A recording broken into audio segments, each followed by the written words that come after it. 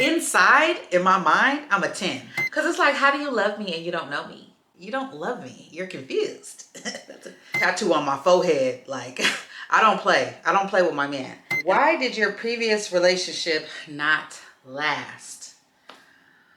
Ooh, child. Okay. Would you get back with your ex? Y'all are obsessed with my ex. What is it? This question, I actually asked myself this question. I've actually asked myself this question, you know, at night, laying up by myself, lonely as hell.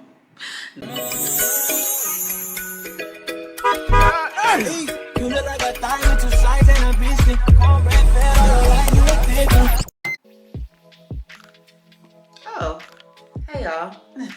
I'm just getting ready to shoot our little Q&A video, making sure I look A1. So usually I'll get ready in my beauty room or in my living room because the lighting is great. But I wanted to shoot in my room for like a more cozy feel. But in between takes, I just like to make sure that my lip gloss is popping and that I look bomb. Thanks to my little mini makeup mirror here, I can shoot in my room and stop in between takes to make sure I look picture perfect. Thanks to this super cute small travel mirror by BS Mall, I can make sure I look fleeky on the go. The small, sleek design is perfect for work, home, school, or travel. The kit comes with multiple small brushes and the best part, a very high beam LED mirror. Each kit has what you need to touch up your entire face or a quick beat. Go ahead and check out BS Mall in the description box below. And thank you to BS Mall for sponsoring today's video. Hey VBs, and welcome back to another video. So today is a juicy Q&A. On Instagram, I asked you guys to ask me anonymous questions. Now, I've done a Q&A before, but I could tell who was asking the questions. So I felt like if I did it anonymous through NGL, which is an app where people can ask you questions anonymously, that you guys would be more candid and ask me what you really want to know and not the, you know, cutesy little questions. So I have 21 questions here that I'm going to answer for you guys raw. I'm on my second margarita. This is my second one. I'll be drinking throughout the video so that I can be loose and just answer them straight up. No holds bar, all right? So I'm gonna be answering raw, unadulterated. Make sure if you're brand new here that you subscribe down below and make sure that you're following me here on Instagram so that when I do another Q&A, you guys don't miss, and just to stay updated with me in between posting here on YouTube. So let's get into it. First question, how spontaneous are you on a scale of 1 to 10? That's actually a good question. And to be honest, I would say inside, in my mind, I'm a 10. I love spontaneity. I love surprises. I'm always on go. But I will say motherhood kind of gets in the way of that. You know, I do have my daughter. She's 13. So that kind of slows it down a little bit. But other than that, I would say a 10 for sure. I'm very, very spontaneous. Okay, next question. Top 3 red flags when dating. I would say probably love bombing. I've been running into that a lot lately. Cause it's like, how do you love me and you don't know me? So that means you love everybody. You love me because I'm funny and I'm thick. You don't love me. You're confused. That's a red flag. That's a red flag to me because I don't play with that word. I don't play with emotions, and I don't think it's funny or cool or normal to come straight in with the love bombing, and it happens a lot. I've been running into that a lot. Next, I would say probably like any form of like codependency. Like, I'm very independent and I like my space, you know, in dating. I've told you guys before, I wouldn't say prefer, but I don't have a problem with like long distance relationships and things like that. So somebody who is very codependent, has to see me all the time or needs to be right up under me, might be an issue for me. Secondly, as far as like addictions, drugs, alcohol, anything like that, absolute red flag. Absolute red flag. You have to have healthy coping mechanisms, okay? So I pay attention to little things like that. Like, just how do you cope with life, or what kind of man are you? So if I see that it's kind of like going the opposite way, codependency, or like a neediness, that's a red flag for me personally. Somebody else might love that because that might match their style. But for me personally, I can't do the codependency. And third red flag, I would say just how they treat people. I don't know if there's a word for that, but I pay attention to how they treat others that they're not sexually attracted to. For example, let's say we're on a date, right? Of course you're gonna be nice to me, opening my door, giving me compliments, calling me beautiful. Of course, because you're sexually attracted to me or you want something from me. But I pay attention to how they treat the waitress, or how they treat, others on the phone that they might be with, or their sister or their cousin. So like, let's say we're out to eat and the waitress comes and, they forget something of his meal or something. And he's like, having an attitude with the waitress, or stupid bitch, or, talking about her crazy, or, very disrespectful. That is a red flag for me. That is a red flag for me because that's the real you.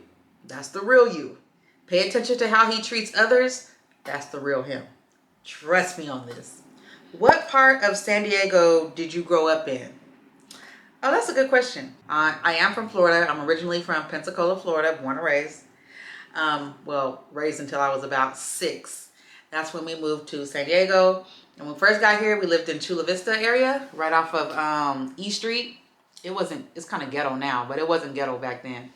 I lived on E Street, and then when my dad was in the military, so he was stationed all the way in Camp Pendleton, which is about an hour north of there. And then when my dad got a little bit of more money, he moved up in rank. We moved to a house in Paradise Hills, which is y'all know, if y'all from San Diego, y'all know it's right outside of Skyline area, like Paradise Hills area.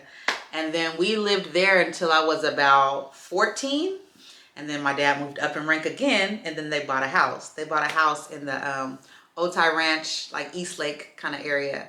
And that's where really it's further than that. It's Otay Mesa, but a lot of people don't even come this far down south. So I just say East Lake Otay Ranch, but technically it's Otay Mesa. My parents bought a brand new build out there. So, I mean, I spent half of my life in, I guess you could say, Paradise Hills, and the other half in the Otay Ranch, Otay Mesa area. What can a man do to impress you? That's a good question. Impress me, daddy. It's like, nah. Hold on, let me drink for this one. What can a man do to impress me? You know what? They say you're not supposed to be giving away the sauce. They say you're not supposed to let a man know what you like, because then he's just going to pretend to be that. So I don't know if my future bae is watching, so I don't know if I want to answer this. But nah, fuck it. I really, really find myself being drawn to the old school, traditional, classic type men with old school, traditional values. That doesn't necessarily mean money. I know people go straight to money, like, oh, she want a nigga to pay her bills. It's not even that. That would be nice though. That would be nice though. But it's more so just like the way think of like the 70s black man, right? I mean, I know I always go to history, but I love history. And it just means so much to me because when you learn history, it makes so much sense. The world today makes so much sense. So anyway, when I think of like the type of man I want like that 70s, like late 60s, early 70s black man. Like when the black man was empowered before they started throwing crack into our communities and making us gangsters and all this other fuck shit. Like I'm talking about the man who was like, I mean, I know we had pimps back then too, but just that family man who went to work. He wasn't a perfect man. He probably had a woman on the other side of town. He wasn't perfect, but he took pride in being a provider. He took pride in being a father. He took pride in being a husband. You know what I mean? I know a lot of people say, oh, when the guy's really masculine, it brings you into your femininity. And I know there's a lot of discussion around that, but it's really like that though. When you get a classic, old school, chivalrous, masculine man, it makes you feel like a little doll, like a little princess, like a little fairy. And I like that. I really find myself drawn to those types of men. So like, think of like your uncle. Think of your uncle who been married to your auntie for 30, 40 years. That's the type of man I like.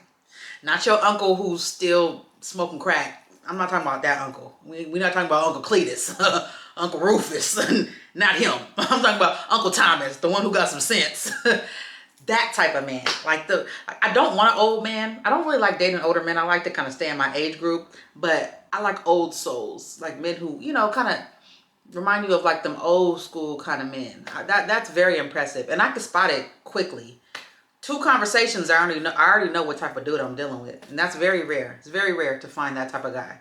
But yeah, I like the old school family man type men. That's really impressive to me. So some of these questions are also kind of like similar, so I kind of combined them. So like this next question I got was, what's your type? And then I got another question was, what type of nationality men do you like?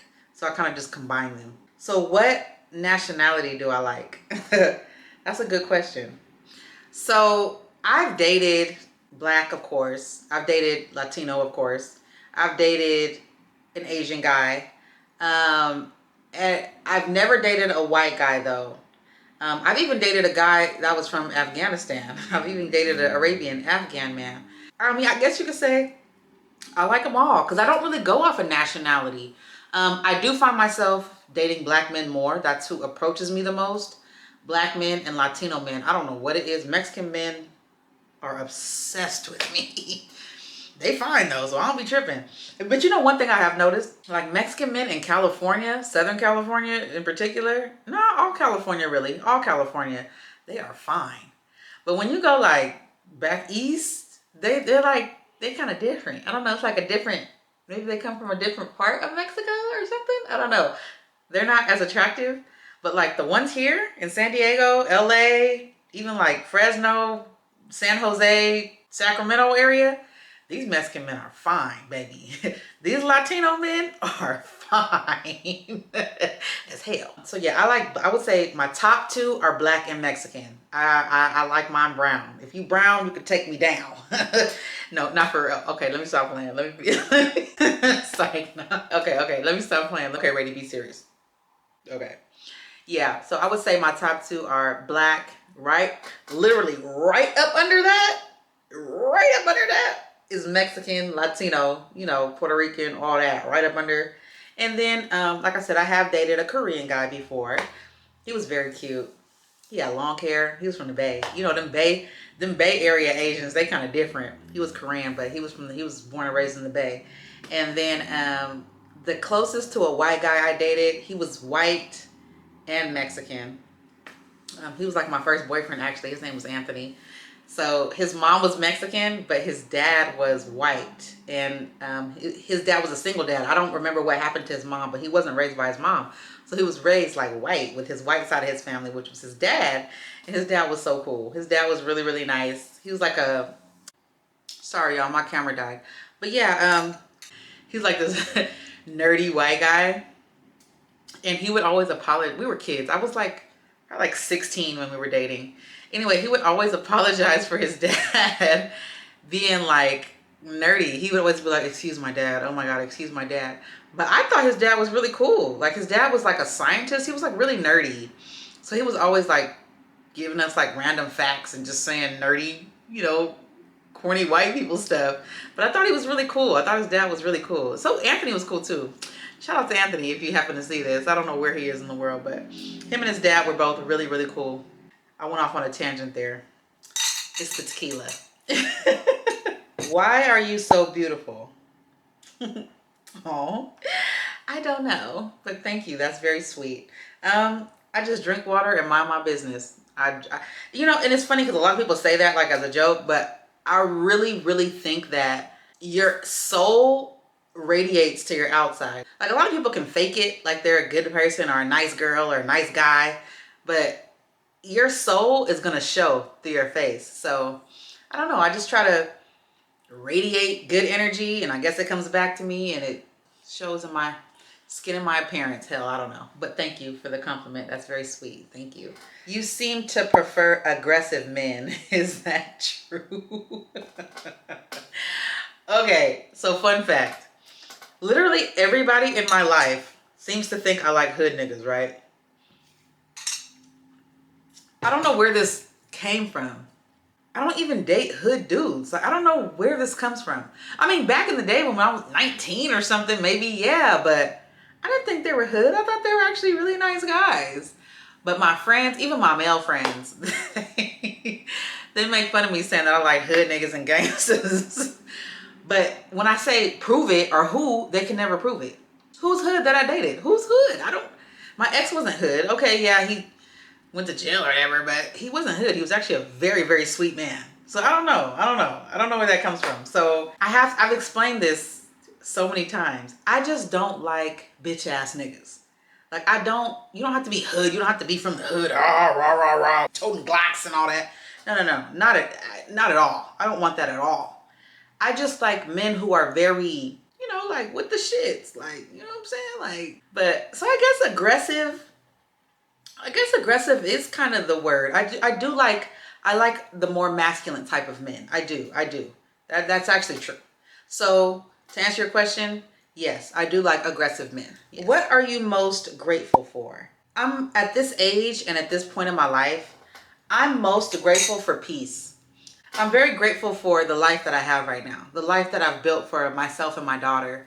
I have a very nice home in a very prestigious area. I have enough money to make sure that I have not only our necessities, but our wants. I don't have anybody stressing me out. I don't have any cloud over my head. I don't have any anxiety. I'm not worried about where I'm gonna eat or somebody cheating on me or who's doing what or, friends that are talking shit about me. I don't have any of that. I can genuinely say right now in my life, I have so much peace and tranquility and happiness. And I'm so grateful for that.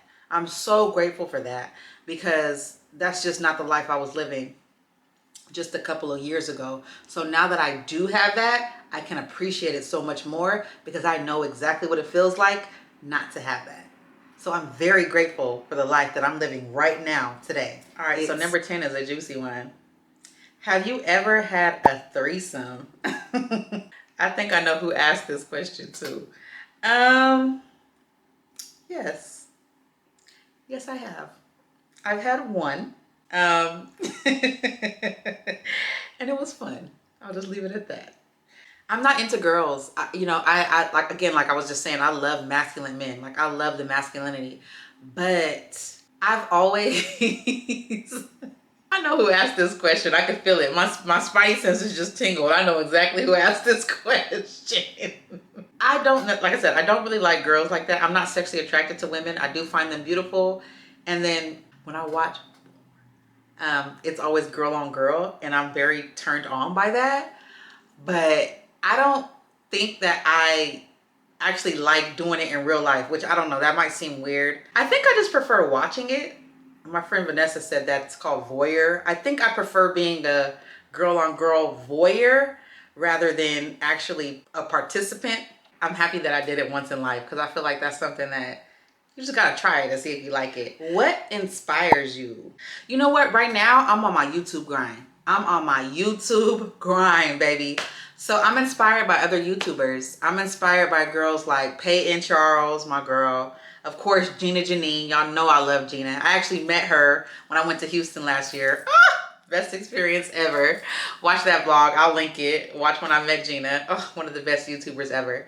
Kyra, of course, Aaliyah, and then even some of the smaller YouTubers, like my friend Queen, who's really consistent on her channel. There's a few girls I can't think of right now, but some of the smaller YouTubers who, like, we're kind of coming up together. Like, our channels are growing at the same time. And sometimes there's times I want to stop, and then I'll get on YouTube and I see they posted 4 videos, and I ain't posted in 2 months.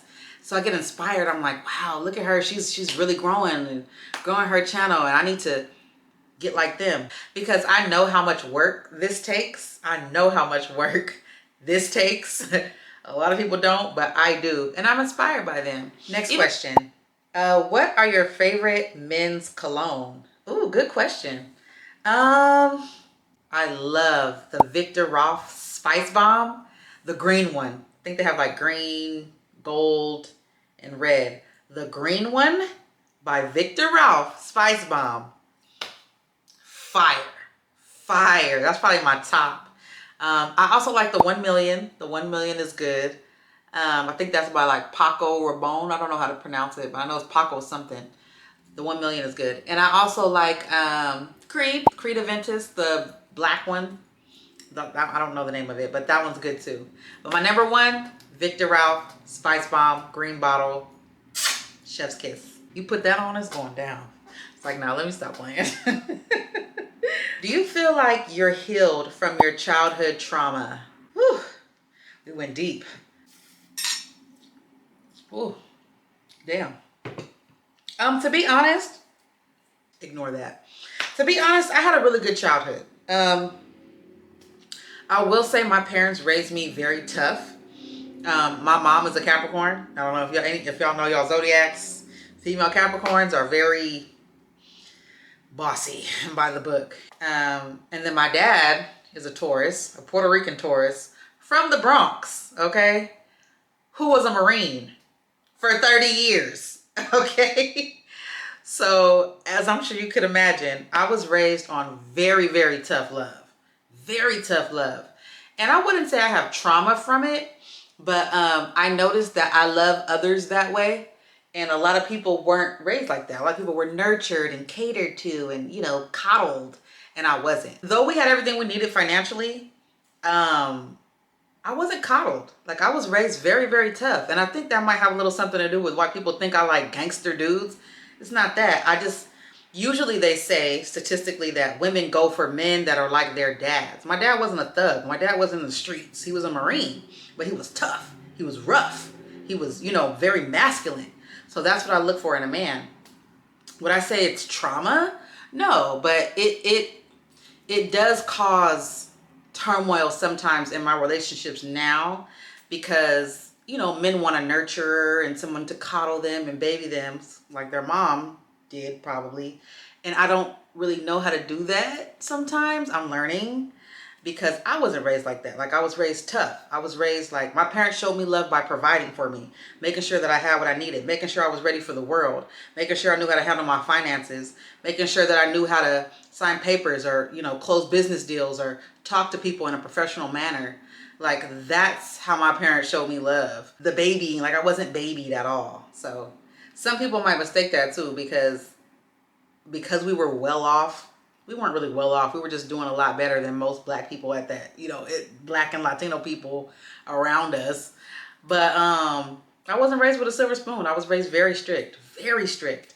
And I'm actually happy for that. So to answer your question, yes, I did have I wouldn't say, like I said, trauma, but I did have a little bit, that did cause a little bit of friction in my relationships, even friendships, because a lot of my friends would be like, I love you, girl, or really feminine and cutesy. And I'm more like, call me if you need help moving or something. Like, that's how I show my love. I show my love in a more practical way, I guess you could say, rather than emotional. So, I mean, I think I'm healed from it. I recognize that now, and I try to be conscious of that going forward in my friendships and relationships. So to answer your question, yes, I am. I think I'm healed from my little childhood issues. Next question. What's the difference between dating ready and married ready? That's a great question, actually, because there's a huge difference. There's a huge difference. If we're dating, like, you haven't put a stamp on it, I am very different, actually, from when it's official. I don't take you serious. I mean, I don't know. It's not even like that, because I know there's probably guys who want to date me who are watching, like, dang, you don't take me serious. Let me just be clear. It's like, I don't expect anything from you, and I don't want you to expect anything from me. It's, if we're just dating and, you know, blase, whatever, it's kind of like, whatever happens, happens. You do what you do, I do what I do. But once we're locked in, you have my everything. I'm a Virgo, but I have a lot of Scorpio in my chart. So if y'all know anything about that, like, we love hard. But the Virgo in me won't show it. It's there. The Scorpio in me loves you down. Loves you down. But the Virgo in me, like, kind of won't show it, you know? Which I'm working on, like I said in the previous question. I'm working on it because I'm aware of that now. But yeah, like, married me or, you know, locked down me, I'll do anything for you. I will literally, man, I'm loyal to a fault. I mean, as you guys know, past relationships, my man went to jail for 5 years. It was supposed to be 9. I was ready to ride for 9, but I'm glad it was only 5. Like, I'll fuck with you. I'll rock with you. I'm very honest. Then there's like, you know, sexual things that I save for my man. You know what I'm saying? But yeah, so there's a huge difference. It's a big difference. Dating, I'm kind of like 1 foot in, 1 foot out. You do you. I'm not really tripping. I don't really take it serious. But once we're like locked in or married, like, baby, I will literally die for you. Like, tattoo on my forehead. Like, I don't play. I don't play with my man. And I treat my man like a king, because I feel like if I deem you worthy of being my man, you're my king. And I'm going to treat you as such. Period. This is my kid. This is my nigga. I'm going to make sure. Mine? Oh, you're mine? Oh, you are Rady's nigga? Oh, you're good, baby. You're going to be very well taken care of. I'm not going to have nothing that's attached to me out here hungry, looking crazy, in need, depressed. Nah, baby. You with me, you straight. Trust and believe. You straight. Next question. Do you desire to be married? This question, I actually asked myself this question. I've actually asked myself this question, you know, at night, laying up by myself, lonely as hell. No, I'm just playing. But I've actually asked myself this question, like, do I even want a man? Like, do I even want to be married? And the answer is not right now. Not right now. I'm just, you know, I've only been out of a long-term relationship for about 1.5 years now. So no, not right now. Nope. I don't want to be married right now. In the future, yes. But right now I'm enjoying peace and solitude. And like I said, when I'm with a man, I put a lot of focus into them and their happiness and their wants and their needs, which takes away from me, my happiness, my wants, and my needs. And right now, I'm just enjoying being selfish and just kind of like doting on myself and my daughter for a little bit. Once I get to a certain place where my goals are like cool and things are going the way I want, then I'll feel like I'll be able to usher in a man and make sure that he's straight and taken care of and that I'm catering to him and his needs. But right now, I'm like kind of in my selfish era. So in the future, yeah. Why did your previous relationship not last? Okay, so I was going to skip this question, but I feel like that's fake. Like, I have tons and tons of videos of us together, and now we're not together. And I know some of y'all probably subscribed back then and were like invested. You know what I'm saying? So it's only fair. I feel like that question is warranted. Here's the deal. Here's the raw, honest truth. I'm an open book, right? I have a YouTube channel. I'm very open because I'm not scared to be judged, and I don't give a fuck what people think about me. But everyone is not like that. You know what I'm saying? So I don't mind telling y'all the truth of what went down and why my previous relationship didn't work out. I don't mind. But there's another person involved. You know what I'm saying? And I don't want to diminish their character. So it wouldn't, you know, and I consider myself like a real one. You know what I'm saying? So I could sit up here and, you know, put everything on blast or, you know, spill all the tea or whatever. But there's somebody else involved. You know what I'm saying? So the general answer is we just had a difference of opinion on what was appropriate and what wasn't. I'll keep it like that. We have a different upbringing. We grew up very differently.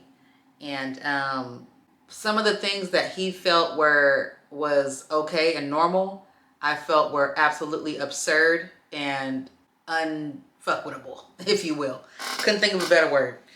We just had a very, very big difference of opinions of how a household should operate. I'll put it like that. And it got to the point to where I couldn't take it anymore. So I decided to leave that relationship. Next question. Do you think a man in a relationship can be your friend if the friendship was there before the relationship? Yeah. Yeah, I do. As y'all know my best friend is a man. My best friend Trevor. And he's in a relationship. And we were friends before their relationship. But we have like a little unspoken rule that we do, me and my best friend Trevor. Like, when either one of us is in a relationship, we kind of modify our friendship. For example, we don't talk after, 6 p.m. I'm not calling his phone in the middle of the night. I'm not if I'm hanging out and let's say I know I'm going to have my homegirls around, I'm not inviting just him by himself. I'll invite him and his partner to come hang out. We just modify our friendship so that it's not disrespectful to our current partners. And then we also realize we've been friends for 20 years. So we've been in different relationships with, opposite people. We also understand that my man, who I'm with at the time, or his woman that he's with at the time, are not going to be the same as the last one or the previous one, meaning they might be okay or not be okay with some shit that the last one wasn't. For example, the woman that he's with now, me and her are cool. Me and Trevor, she doesn't mind if we go to lunch or, hang out or talk on the phone. His previous girl that he was with was not like that. And as a friend who genuinely wants to see my homeboy happy, I'm not going to pull that card like I was here first or I'm your homegirl. Like, no, that's not right. That's not right. I would never put my homeboy in the position to where he feels like he has to choose between our 20-year friendship and a relationship or marriage that he's trying to build with his new lady. I'm going to step back. I know that's my nigga. I know that's my homeboy. I talk to him. He's busy right now building a relationship. And that's just how we operate, me and him. That's how we keep it cool and we keep it polite. And I'm very respectful. I'm very respectful to the women that he's in a relationship with. Because I think of it, if that was me, boom, let's say I'm with a man, right? And he has a homegirl that's been around. I expect her to be extremely respectful to me. Like, this is my man. I know that's your homeboy. I know you know him longer, but we're building a marriage, okay? We're working on something. So I need you to be incredibly respectful and tiptoe. Yes, I do. Because again, like I said, that's what I do as a homegirl to my homeboys. And then it takes a while for them to warm up. Everybody hasn't been, y'all know, a lot of people be lying saying it's a relationship. They really be fucking and all kind of other weird shit. So you have to let the girl get comfortable around you. When he gets into he's been with his girl now for like, I think 5 or 6 years. So we already got our little well-oiled machine working. But, when he first got with her, I made sure to be welcoming. I made sure to be friendly. I made sure to make her feel comfortable with our relationship so that she knew it wasn't no funny business or, any of that hierarchy or pulling the I've known him longer card or that's my homeboy card or all that weird shit. I don't get down like that. Because like I said, the shoe could be on the other foot to where you're the woman and you have to deal with a homegirl. And I always keep things like that in the back of my mind. Next question. What is your love language? And knowing that you're a Virgo, is it acts of service?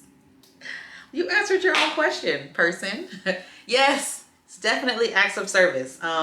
That's the one I like to receive and that's the one that I like to give.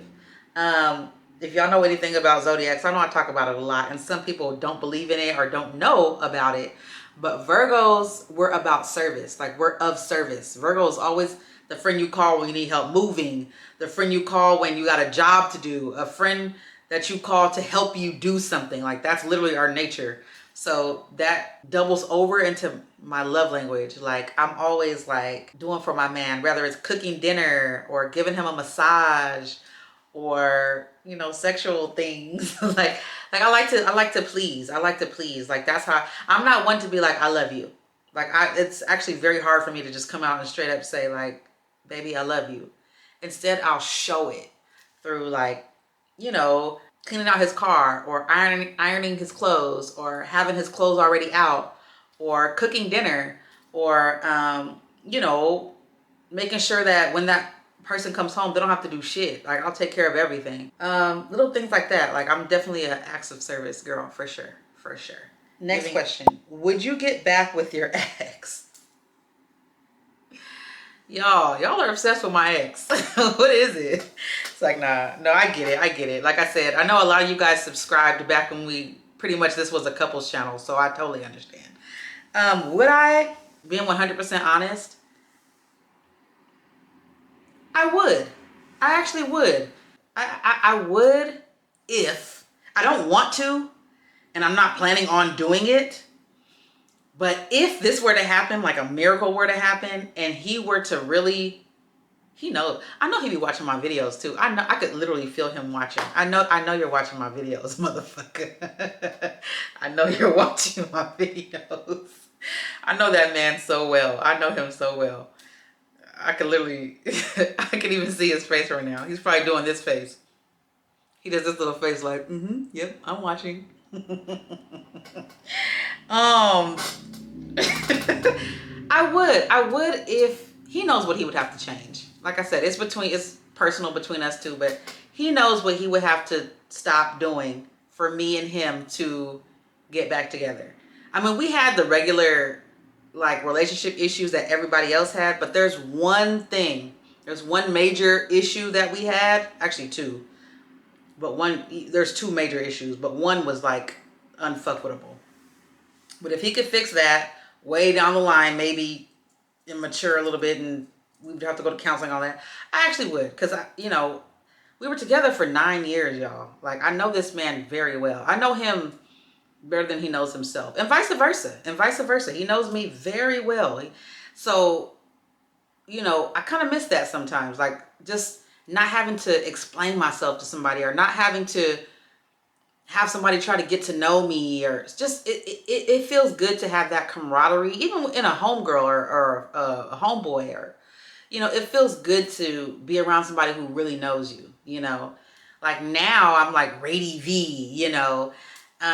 So guys, it's different. Even my body shape is different. Everything's different now. But with him, it's like he knew me before all this. Like he knows the real me. And vice versa. I know the real him. Like we've been through a lot. Raising kids together, So I do miss that. But when I think about all the other bullshit, it kind of goes away. So I don't know. I'm like on the fence. Would I not? I mean, I'm not 100% totally against it. Like, fuck no, never ever in life would I ever get back with him. Nah, it ain't like that. But there would have to be a lot of major changes that take place that I honestly don't feel like would ever happen. So it's kind of like a shoulda, coulda, woulda type deal. Next question. When you broke up with your ex, were you heartbroken? And if so, how did you heal? Yeah, like I just said, I was absolutely heartbroken. I was devastated. Not only was I losing a partner, I was losing my best friend. And like I said, we basically raised our kids together since they were kids, So, his son was like my baby boy. That was my baby, So that hurt. Yes, I was extremely heartbroken. God, I was so heartbroken. I was devastated, you guys. Devastated. If you would have asked me this exact same question like 4 months ago, honestly, I wouldn't have been able to answer without crying. Because I was devastated for a long time. But I healed by no contact. And that's, my friends, I had a friend tell me, you have to block him on everything. Just block him. And I was like, no, because, I still wanted to kind of have that connect. Like, it's hard to just rip away from someone you've been with for 9 fucking years. But to be honest, when I did block him on everything and stop talking to him, I did heal. I healed very quickly. So honestly, the best way would be to go no contact. And I know that's hard to do, but that's how I healed, to be honest. All right, last question. One of you little freaky motherfuckers asked me, do I prefer missionary or back shots? To be honest, I love, like absolutely love.